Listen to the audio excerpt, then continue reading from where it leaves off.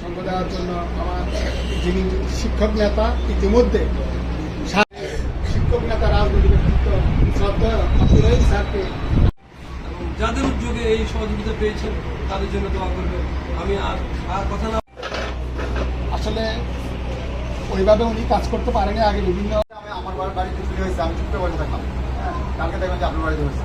এটা একটা কাজ আমি মনে করি যে আমার একটা ঋণ আছে অত্র এলাকার মধ্যে, আমি সেটা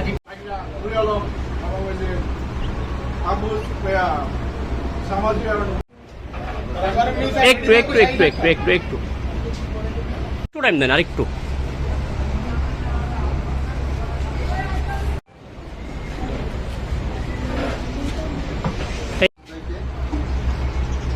সুন্দর অনুষ্ঠানে হিসাবে বক্তব্য বর্ণনা করছি না। আমি প্রথমত কৃতজ্ঞতা প্রকাশ করছি যেহেতু এখানে বসে আছেন সবাই সমাজের অত্যন্ত গুরুত্বপূর্ণ পর্যায়ে আছেন, এত ব্যস্ততার মধ্যেও যেহেতু আপনারা সময় দিয়েছেন আপনাদের প্রতি আমি কৃতজ্ঞতা প্রকাশ করছি।